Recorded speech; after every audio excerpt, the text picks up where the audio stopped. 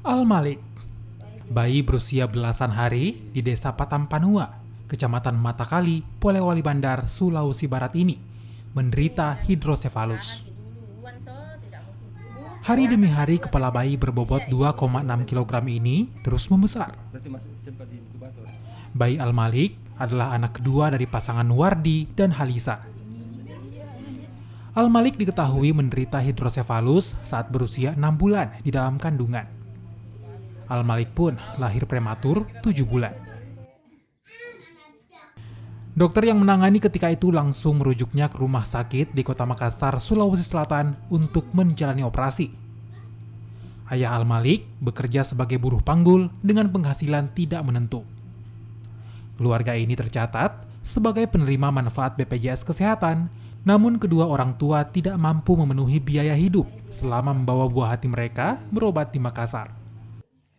11 hari. Per hari ya. Itu lahir, katanya lahir prematur ya. Iya, Umur berapa bulan gitu? 7 bulan lebih. 7 bulan. Ya begitu kepalanya sudah lahir atau seperti apa? Bisa Iya, sejak lahir. sejak lahir. Itu upaya pengobatan dari keluarga itu sudah sejauh mana, Bu? Itu sudah dibawa ke mana saja nih? Cuma di saja di atas rumah sakit. Kabarnya pernah dibawa ke Makassar ini? Belum, baru mau dibawa. Oh gitu. Tapi sudah dianjurkan untuk dibawa ke Makassar. Iya, Itu apa kendalanya, Bu? Nggak langsung dibawa itu? iya enggak ada biaya. Iya, enggak ada biaya.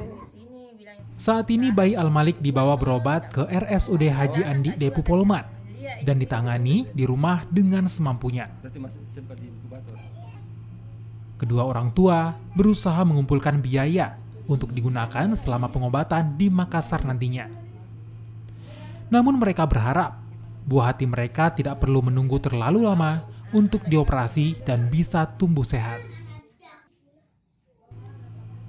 Edwin Arwan Pitu, Kompas TV, Majene, Sulawesi Barat.